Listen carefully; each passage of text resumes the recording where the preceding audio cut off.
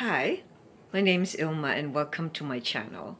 I have been posting Christian vlogs 13 straight years every day, going 14 next month. Today I'd like to share James 4 verses 6 to 12.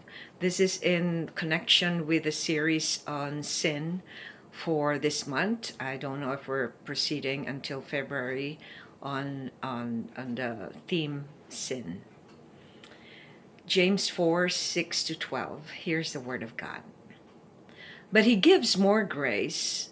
Therefore it says, God opposes the proud, but gives grace to the humble. Submit yourselves therefore to God.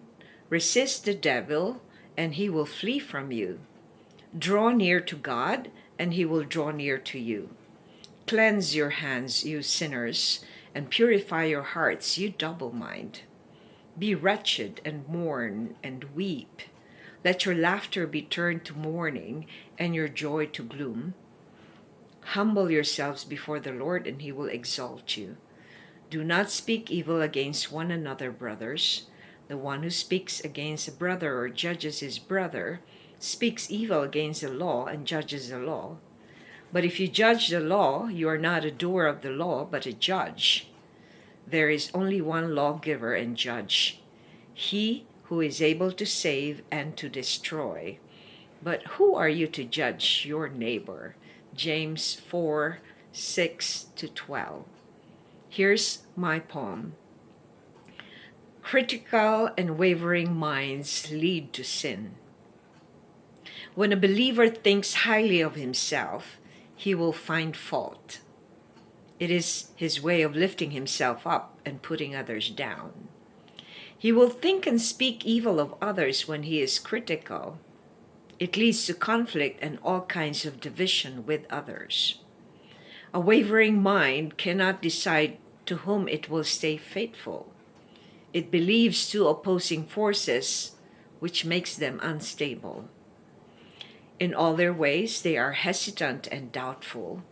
They don't commit since they are very disloyal.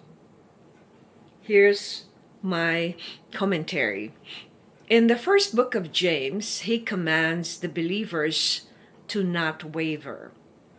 He then describes a double-minded or wavering person as someone whose loyalty is divided. He cannot make up his mind, and James compares them to the wave of the sea that is very unsettled because it is blown and tossed by the wind.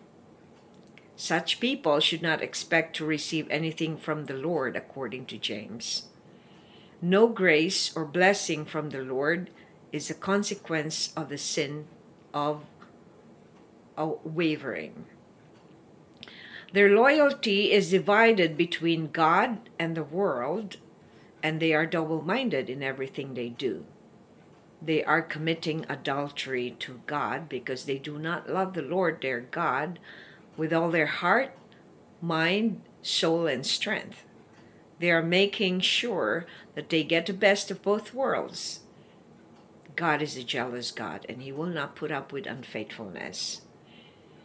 In verse 8, James exhorts the double-minded man to purify their hearts. His antidote against the wavering mind is to humble themselves before God and to obey his law. In verse 11, he exhorts the believers not to speak evil of others or to judge them. Why do you think James cautions us to speak evil of others? Not to speak evil of others, because it is against the law of love. In 1 Corinthians 13, it says that love is patient and kind. Love does not envy or boast. It is not arrogant or rude. It does not insist on its own way. It is not irritable or resentful. It does not rejoice at wrongdoing, but rejoices with the truth. Love bears all things, believes all things, hopes all things, and endure all things. If we walk in love, we will not speak ill of others or judge them wrongly or harshly, but in love bear with one another. Reflection. How prevalent are wavering and critical minds in our world today? Well, we live in a world of self-focused. So if a person is focused on the self, it will only take care of its wants, its desires, its pleasures, its needs. It will, a person who is selfish will have no room for others. But a selfish person only thinks of what he could get from whoever is there. So the selfishness leads people to be very what do you call this, insincere. And so when we are insincere, it is a form of wavering, because insincerity is trying to hide what you truly are, what you truly feel, what you really think of something, so that you can make sure that you can go to where the wave brings you. In other words, you can't make a stand because you're trying to please who will ever give you what you want or what you please. So in a way, it's a form of hypocrisy. It's a form of hiding who you really are, because if you show who you really are, then you will probably not be able to get what you want from somebody. So it is very, very unfaithful. It's just like the adulteress. She thinks she gets away with having another relationship with another, hiding it from her husband. And so she becomes double mind. She will constantly lie, and she will constantly be, disloyal to one of them. They're both disloyal to she's both disloyal to the two. So it is very prevalent in our society today, because everyone is thinking only of themselves. Nobody walks in love. Everyone walks in self-love. Everyone becomes judgmental and critical about others when they don't agree with them, or they don't get what they want. So it is a very, very big thing in our society, because it's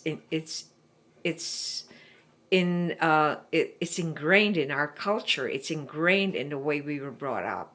It's ingrained. So it's very important that we listen to what James is speaking here, because it says here, but if you judge the law, you are not a doer of the law. So in other words, when you're judging what God says, you are not doing the law, because you're trying to justify not doing it. So it's important for us to obey the law if we are believers, because that shows that we love the Lord our God, if we believe and if we obey what He says. Thanks for watching. I hope you check my website at ILMA'S.com for artworks, photographs, and a copy of this blog. Please subscribe to my channel on YouTube so I can make more videos, give you the Word of God. And if you haven't already, check over 4,000, probably going 5,000 now, videos that I've done over the years. I've been doing this daily. Just type on YouTube or Google search ILMA'S Poem Devotional. You have a wonderful day.